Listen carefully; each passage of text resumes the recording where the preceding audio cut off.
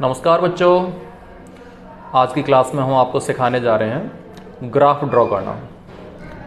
बच्चों, trigonometric function और ITF यानी इनवर्स ट्रिग्नोमेट्रिक फंक्शन के ग्राफ कैसे ड्रॉ करने हैं वो इस क्लास में आप सीखेंगे। ग्राफ आपके लिए बहुत महत्वपूर्ण है क्योंकि बहुत सारे क्वेश्चन ऐसे होते हैं जो ग्राफ से सीधे सीधे हमें सॉल्यूशन मिल जाता है। तो चलिए पहले हम देखते हैं ट्रिग्नोमेट्रिक फंक्शन के ग्राफ ड्रॉ करना। बच्चों, जैसे y बराबर साइन एक्स, अब इसका हमें ग्राफ खींचना है। तो ग्राफ खींचना बहुत आसान होता है। इसमें केवल ये नहीं कि आपको ग्राफ देखना है, आपको ग्राफ बनाना सीखना है कि किस तरह से हम ग्राफ बना सकते हैं। तो बच्चों, यहाँ पे एक टेबल बनाते हैं हम जिसमें x और y दिखा देते हैं, x और y। अब इसमें x देखिए क्या है, x एंगल है, कोण है, और y क्या है, साइन की वैल्यू है। तो यहाँ पे x पे हम कुछ एंगल डालते हैं, कुछ नेगेटिव कुछ पॉजिटिव, और वो सिंपल एंगल आपको डालने हैं जिनके मान आपको आसानी से याद है। जैसे मान लीजिए मैंने यहाँ पे 0 डाल दिया, तो आप जानते हो साइन 0 की वैल्यू क्या होती है, 0 ही होती है। इसके अलावा मैंने π/2 डाल दिया, π/2, तो आप जानते हो साइन π/2 की वैल्यू क्या होती है, +1 होती है, तो यहाँ पे मैंने +1 लिख दिया। इसके अलावा चलिए मैंने 3π/2 डाला, साइन 3π/2 की वैल्यू क्या होती है, आप निकाल सकते हो, पाई प्लस π/2 करके निकालेंगे तो माइनस साइन π/2 यानी -1, ये वैल्यू हम निकालना सिखा चुके हैं आपको। इसके अलावा 2π डालते हैं, चलिए तो 2π की वैल्यू क्या होगी, 0 हो जाएगी। अच्छा, कुछ नेगेटिव मान ले लेते हैं, जैसे कुछ पॉजिटिव तो कुछ नेगेटिव ले लेते हैं। जैसे मान लीजिए -π/2 मैंने ले लिया, तो -π/2 की वैल्यू क्या होगी, -π/2 की वैल्यू तो आप जानते हो साइन माइनस थीटा इक्वल क्या होता है, माइनस साइन थीटा। जब -π/2 डालें तो क्या हो जाएगा, माइनस साइन π/2 यानी -1 इसकी वैल्यू हो जाएगी। इस तरह से और भी मान ले सकते हो, जैसे -π ले लिया हमने तो -π लेंगे तो इसकी वैल्यू क्या हो जाएगी, 0 हो जाएगी। यहाँ पे बच्चों एक वैल्यू पाई भी ले सकते हो आप यहाँ पे, जैसे ये π/2 3π/2 की, अगर पाई यहाँ पे वैल्यू लेते, यहाँ पे दिखा देता हूँ मैं पाई, तो क्या आता, तो साइन पाई की मान 0 हो जाता। चलिए अब यहाँ पे ग्राफ ड्रॉ करते हैं। जैसे मान लीजिए x एक्सिस है और ये y एक्सिस है। आप देख रहे हो साइन की जो वैल्यू होती है वो न्यूनतम वैल्यू -1 और अधिकतम वैल्यू +1। तो आप क्या करेंगे, x एक्सिस पे तो आप एंगल दिखाएंगे, जैसे यहाँ पे 0 डिग्री, यहाँ पे π/2, यहाँ पाई, यहाँ 3π/2, और आगे कुछ वैल्यू दिखा सकते हो जैसे यहाँ पे 2π, और बाकी बहुत सारे डॉट डॉट। इधर नेगेटिव वैल्यू दिखा सकते हो, -π/2, -π, इस तरह से और बहुत सारी। y अक्ष पे क्या दिखाना है, y अक्ष पे निश्चित है साइन की वैल्यू ये दिखानी है। तो साइन की वैल्यू न्यूनतम वैल्यू -1 और अधिकतम वैल्यू +1, ये साइन की वैल्यू होती है। यहाँ पे मैं एक हॉरिजॉन्टल लाइन खींच देता हूँ। ग्राफ साइन का इससे नीचे नहीं जा सकता क्योंकि साइन की जो मिनिमम वैल्यू होती है वो -1 होती है, और ग्राफ +1 से ऊपर नहीं जा सकता क्योंकि साइन की जो अधिकतम मान होता है, मैक्सिमम वैल्यू, वो +1 होती है। चलिए अब साइन का ग्राफ खींचते हैं। तो आप देख रहे हो यहाँ पे साइन 0 का मान क्या है, 0, तो 0,0 यहाँ रहा बिंदु। π/2 की वैल्यू कितनी है, 1, तो यहाँ साइन π/2 की वैल्यू 1, तो मान कहाँ होगा, यहाँ पे होगा, π/2 x एक्सिस पे और 1 y एक्सिस, तो यहाँ पे बिंदु होगा π/2, 1। ऐसे ही पाई पे, यहाँ पे देखिए पाई पे 0, ये पाई आप यहाँ पे लिख सकते हो, तो पाई पे वैल्यू क्या है, 0 है, तो पाई पे वैल्यू 0। अब इन्हें इस तरह से हम मिलाएंगे तो इस तरह से ग्राफ आएगा, ये साइन की इस तरह से वेव्स आएगी। ये बच्चों आप देख रहे होंगे ध्यान से, इस तरह से ये साइन की वेव्स आ गई। इसी तरह से साइन 3π/2 का मान यहाँ पे देख रहे हो -1 है, 2π का 0 है, तो इस तरह से ये वेव्स आगे बढ़ती चली जाएगी, इस तरह से, इस तरह से। ऐसे ही -π/2 नेगेटिव डायरेक्शन देखें तो -π/2 वैल्यू कितनी है, -1, तो इस तरह से ग्राफ जाएगा नीचे -1 की तरफ, पाई की वैल्यू -π की वैल्यू 0, तो फिर से ग्राफ -π यहाँ 0 पे मिलेगा, और इस तरह से ग्राफ, तो साइन का ग्राफ प्राप्त हो गया। बच्चों, साइन के ग्राफ से आप बहुत सारे क्वेश्चन मौखिक बता सकते हो जो एयरफोर्स, नेवी, NDA में पूछे जाते हैं। जैसे मान लीजिए हमें पूछा गया साइन का पीरियड, आवर्तनांक क्या होता है, साइन एक्स का आवर्तनांक। तो बच्चों साइन एक्स का आवर्तनांक देखिए, यहाँ से यहाँ तक ये पूरा एक कंप्लीट चक्र खत्म हो जाता है, 0 से लेकर 2π तक। तो साइन का आवर्तनांक अगर पूछें पीरियड तो क्या होगा 2 पाई। या आप यहां भी देख सकते हो यहाँ पे भी देख सकते हो, यहाँ से यहाँ तक जो होगा वो आवर्तनांक क्या होगा 2 पाई, आप देख सकते हो यहाँ से यहाँ तक 2 पाई, ये पाई/2 है और यहाँ पे क्या होगा, यहाँ पे होगा 5 पाई/2, तो यहाँ से यहाँ तक क्या हो गया 2 पाई हो गया, तो ये आवर्तनांक है। इसके अलावा कभी कभी पूछा जाता है कि साइन की वैल्यू 0 से पाई/2 तक क्या होगा, तो आप देख, ये आप ऐसे पूछा था फर्स्ट क्वाड्रेंट प्रथम चतुर्थांश में साइन की वैल्यू बढ़ेगी या घटेगी, द्वितीय चतुर्थांश में बढ़ेगी या घटेगी, इस तरह से तो आप बता सकते हो फर्स्ट क्वाड्रेंट यानी 0 से पाई/2 तक साइन की वैल्यू बढ़ेगी, ये फर्स्ट क्वाड्रेंट यहाँ तक हो गया। सेकंड क्वाड्रेंट में साइन की वैल्यू घटेगी, यहाँ थर्ड क्वाड्रेंट में आप देख रहे हो साइन की वैल्यू घटेगी और फोर्थ क्वाड्रेंट में बढ़ेगी। आप जानते हो एक चतुर्थांश 90 डिग्री, तो यहाँ से यहाँ तक साइन की वैल्यू बढ़ेगी यानी फर्स्ट क्वाड्रेंट में बढ़ेगी, सेकंड वाले में क्या होगा वैल्यू नीचे आ रही है यानी गिरेगी, घटेगी। थर्ड क्वाड्रेंट ये है, इसमें वैल्यू घटेगी और फोर्थ में फिर से बढ़ना शुरू हो जाएगी। तो इस तरह से क्वेश्चन आते हैं, आपको समझ में आ गए होंगे बच्चों। तो साइन का ग्राफ था। इसी तरह से जल्दी से हम देखते हैं अन्य ग्राफ। बच्चों ये अगला ग्राफ देखते हैं y बराबर cos x का। अब सिंपल टेबल बनाने की हमें ज़रूरत नहीं है, सीधे x एक्सिस और y एक्सिस बनाएंगे हम, ये x ये y एक्स। आप जानते हैं x एक्स में हमें एंगल दिखाने हैं, तो कुछ एंगल दिखाते हैं। यहाँ 0, ये पाई/2, पाई, 3 पाई/2 और आगे दिखा सकते हो आप यहाँ कुछ नेगेटिव -पाई/2, -पाई, इस तरह से। आप जानते हो कॉस की भी मिनिमम वैल्यू -1 और मैक्सिमम वैल्यू +1 होती है। कॉस का ग्राफ +1 से ऊपर नहीं जा सकता और -1 से नीचे नहीं जा सकता। तो इस तरह से मैंने कुछ रेखाएं खींच दी यहाँ पे, ग्राफ बनाने में आसानी हो जाएगी आपको। अब देखिए कॉस 0 की वैल्यू क्या होती है, +1 होती है, तो ग्राफ यहाँ से स्टार्ट करेंगे हम। कॉस पाई/2 आप जानते हो 0 होता है, तो ग्राफ यहाँ से ऐसे 0 तक आएगा। कॉस पाई की वैल्यू आप सब जानते होंगे -1, तो यहाँ पे ग्राफ टच करेगा इस तरह से। 3 पाई/2 की वैल्यू फिर से 0, 2 पाई की वैल्यू +1, तो इस तरह से ग्राफ वेव के रूप में चलेगा आगे। यहाँ पे मैं लिख देता हूँ यहाँ 2 पाई और ऐसे ही आगे भी। यहाँ पे बच्चों -पाई/2 फिर 0 आएगा, -पाई -1 आएगा और इस तरह से ग्राफ आगे चला जाएगा। तो ये कॉस का ग्राफ हो गया।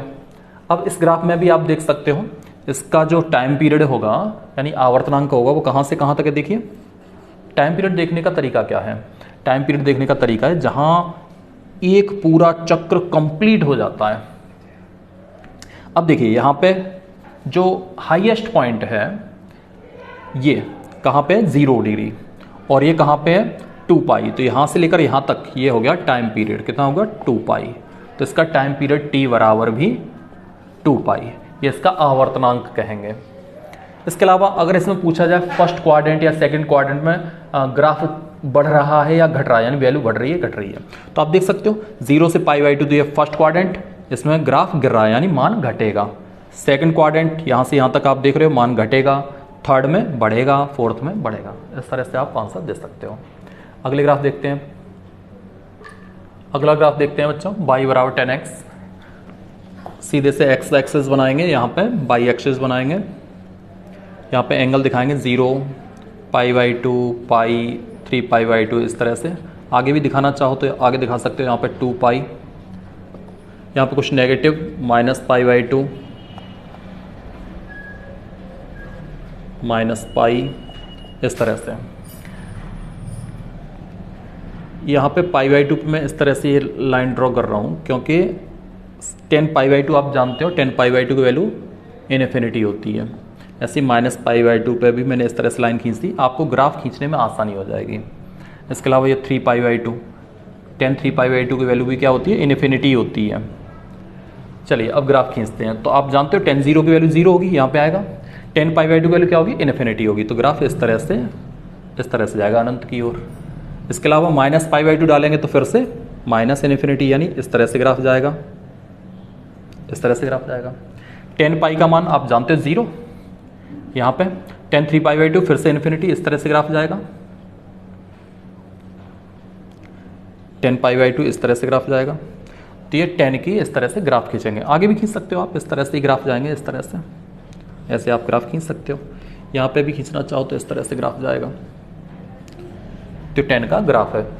अब 10 में आप देख सकते हो टाइम पीरियड क्या होगा, आवर्तनांक क्या होगा। तो यहाँ से देखिए, यहाँ 0 और यहाँ पाई। अब पाई यहाँ से लेकर यहाँ तक ये आवर्तनांक है, मैक्सिमम पॉइंट देखें तो यहाँ से यहाँ तक देख सकते हो आप π/2 से लेके 3π/2, तो कितना हो गया, पाई हो गया। तो इसका टाइम पीरियड t बराबर मैंने यहाँ पे लिख दिया पाई, ये इसका आवर्तनांक है। ये सभी आवर्ती फलन होते हैं, जितने भी ट्रिग्नोमेट्रिक फंक्शन हैं सारे के सारे आवर्ती फलन होते हैं। तो इनका आवर्तनांक किस तरह से, साइन और कॉस का भी हमने बताया 2π होता है, इसी तरह से tan का क्या होता है, पाई होता है। चलिए कुछ बच्चों आगे और ग्राफ देखते हैं। कॉट एक्स का ग्राफ देख लेते हैं बच्चों। एक्स एक्सिस, ये बाई एक्सिस, आपको एक्स अक्ष पे एंगल दिखाने हैं 0, π/2, पाई, 3π/2, आगे भी दिखा सकते हो, या -π/2 -पाई। आप जानते हो कॉट 0 क्या होता है, इन्फिनिटी होता है। तो ग्राफ कॉट 0 पे कहाँ होगा, इन्फिनिटी से स्टार्ट होगा। कॉट π/2 की वैल्यू आप जानते हो 0 होती है, तो ग्राफ यहाँ से π/2 तक ऐसे आएगा, और पाई पे फिर से मान क्या हो जाएगा, इन्फिनिटी हो जाएगा। तो ग्राफ इस तरह से जाएगा, इस तरह से ग्राफ जाएगा इसका। और अच्छे से समझना है तो इस तरह से समझ सकते हो कि कॉट π/4 की वैल्यू क्या होती है, 1 होती है। तो π/4 यहाँ पे होगा तो 1 यहाँ पे, तो इस तरह से ग्राफ इस तरह से गिरेगा, इस तरह से ग्राफ जाएगा। अब जैसे ये ग्राफ है इसी तरह से अब यहाँ से स्टार्ट कर सकते हो आप आगे की तरफ। मैं यहाँ पे 2π लिख देता हूँ जिससे ग्राफ देखने में आसानी हो जाएगी। अब यहाँ से स्टार्ट होगा ग्राफ इस तरह से, तो ये कॉट का ग्राफ है। इधर भी बना सकते हैं आप, यहाँ पे यहाँ से स्टार्ट होगा ग्राफ इस तरह से, -π/2 से होकर इस तरह से जाएगा। तो ये कॉट एक्स का ग्राफ है। और इसमें भी आप देख सकते हो टाइम पीरियड यहाँ से लेके यहाँ तक कितना है, 0 से लेके कहाँ तक है, पाई तक। तो टाइम पीरियड इसका t बराबर पाई, ये इसका आवर्तनांक हो गया। आगे ग्राफ देखते हैं। सबसे पहले आपको यह समझना होगा कि sec x की जो वैल्यू होती है वो कभी भी -1 और +1 के बीच नहीं हो सकती, क्योंकि आप sec x के बारे में जानते हैं। sec x क्या होता है, कर्ण बटे आधार, या कह सकते हैं हाइपोटेनस अपॉन बेस, ऐसा बोल सकते हो आप। अब आप जानते हो किसी भी समकोण त्रिभुज में सबसे बड़ी भुजा कर्ण होती है। तो जब कर्ण बड़ी भुजा है, आधार छोटी भुजा है, तो कर्ण बटे आधार क्या होगा, हमेशा 1 से अधिक मान होगा, कभी -1 और +1 के बीच नहीं हो सकता। तो जब भी इसका ग्राफ आप ड्रॉ करेंगे तो ये विशेष ध्यान रखना है। ये मैंने एक्स अक्ष बनाया, ये वाई अक्ष बनाया, ये मैंने -1 और ये +1 पे जो रेखाएं खींची हैं इनके बीच में कभी ग्राफ नहीं आ सकता। चलिए अब मैं एंगल दिखाता हूँ। यहाँ एक्स एक्स पे यहाँ पे 0, π/2, ये पाई, 3π/2, इस तरह से आगे भी इधर -π/2, -पाई, -3π/2, इस तरह से मैंने कुछ ग्राफ यहाँ पे एंगल दिखा दिया आपको। अब बच्चों cos 0 की वैल्यू क्या होती है, सॉरी sec 0, तो sec 0 की वैल्यू 1 होती है। तो sec 0 1, यानी ग्राफ यहाँ से स्टार्ट होगा। अच्छा, यहाँ पे मैं थोड़ा सा रेखा खींच देता हूँ इस तरह से, जिससे आपको ग्राफ बनाने में आसानी हो जाएगी। आप जानते हो sec π/2 की वैल्यू क्या होगी, इन्फिनिटी होगी। तो ग्राफ इस तरह से जाएगा, इस तरह से जाएगा ग्राफ। -π/2 की वैल्यू भी इन्फिनिटी ही होगी, तो ग्राफ इस तरह से जाएगा। इसके अलावा अगर हम कहें sec पाई, तो sec पाई की वैल्यू कहाँ होगी, तो sec पाई की वैल्यू -1। तो ग्राफ कहाँ से स्टार्ट होगा, यहाँ से स्टार्ट होगा -1। इसके बाद 3π/2, ये बच्चों 3π/2 लिखा है, तो 3π/2 की वैल्यू क्या होगी, 3π/2 की वैल्यू इन्फिनिटी। तो ग्राफ इस तरह से जाएगा, और π/2 की वैल्यू भी इन्फिनिटी, तो ग्राफ इस तरह से जाएगा। तो इस तरह से ये ग्राफ हो गया।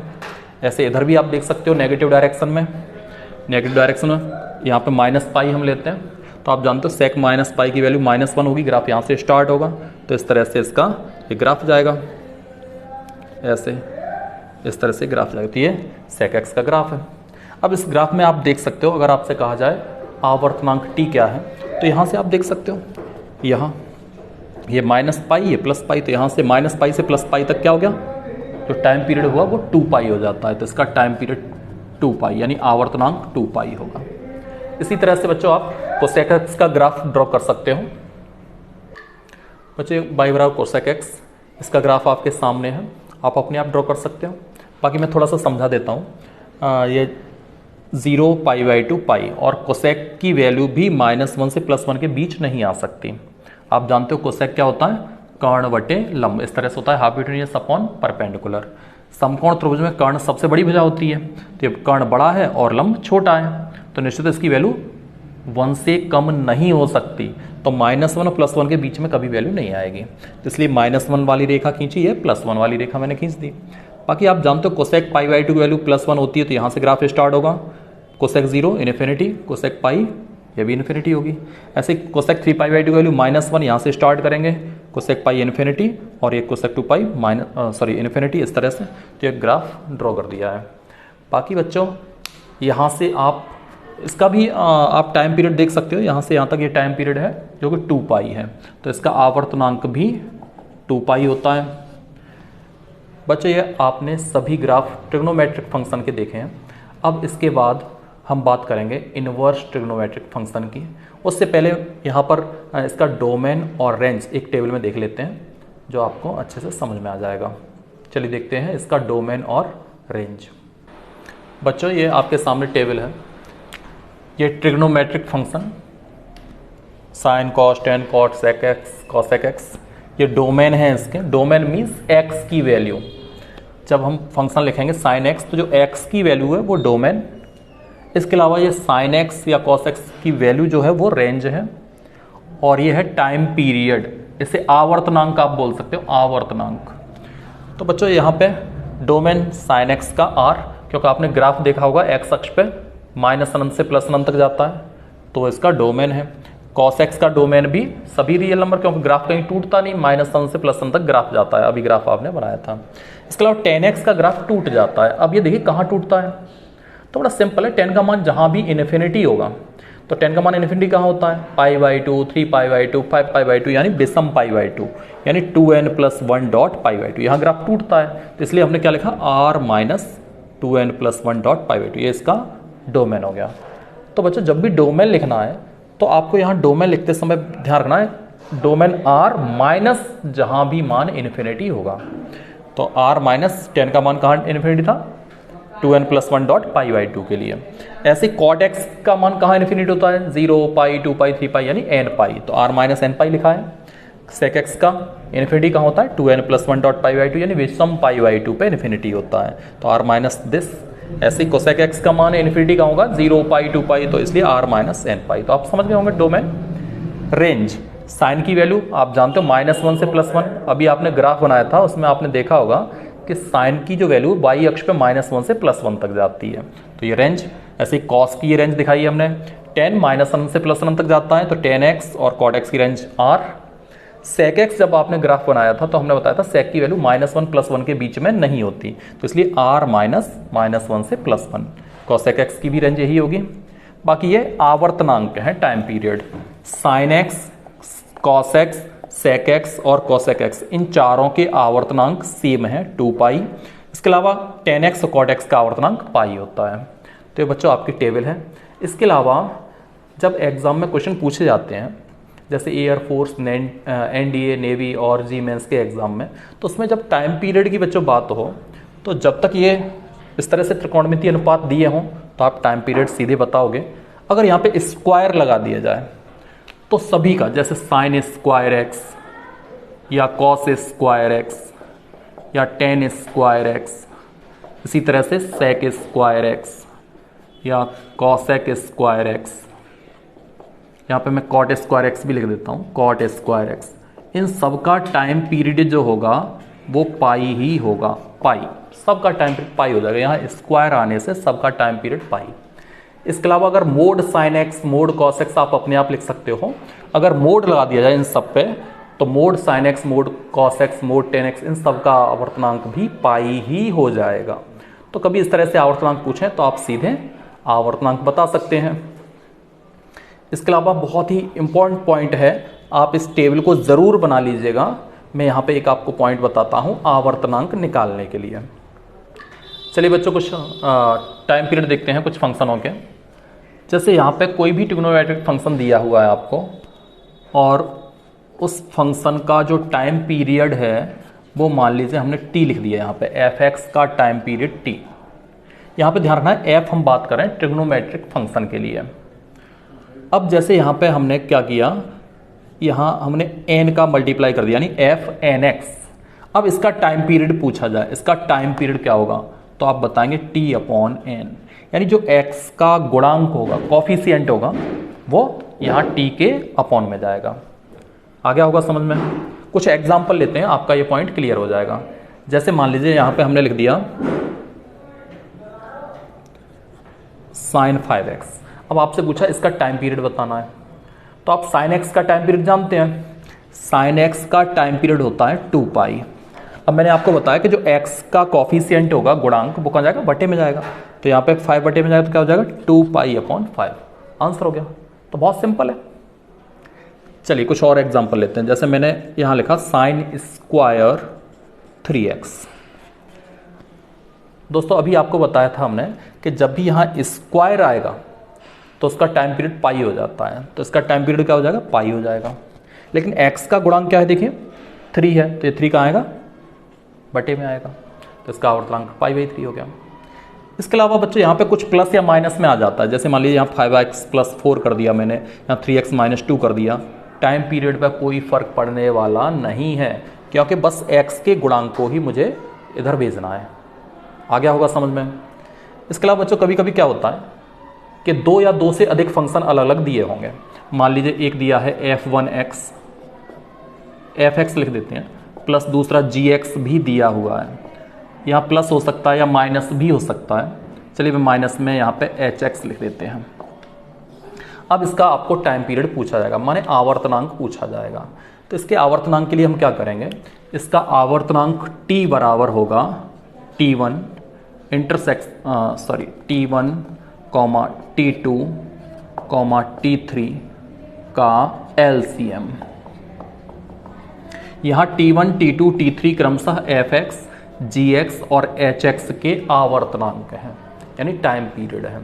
यानी 2 या 3 फंक्शन अलग अलग हमें दिए जाएं और हमें उनका टाइम पीरियड पूछा जाए, तो हम क्या करेंगे, सबके टाइम पीरियड अलग अलग निकालेंगे, t1, t2, t3, और उनका फिर क्या लेंगे, LCM। LCM लेते ही जो आएगा वो आंसर आ जाएगा। तो बच्चों इस तरह से आप सभी फंक्शन के टाइम पीरियड निकाल सकते हैं।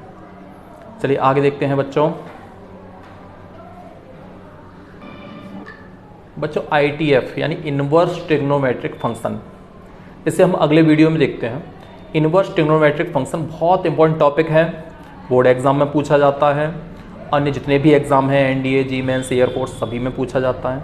उसमें हम आपको ग्राफ, डोमेन, रेंज और उस पर आधारित सभी क्वेश्चन बताएंगे, लेकिन अगले वीडियो में। तब तक के लिए धन्यवाद बच्चों।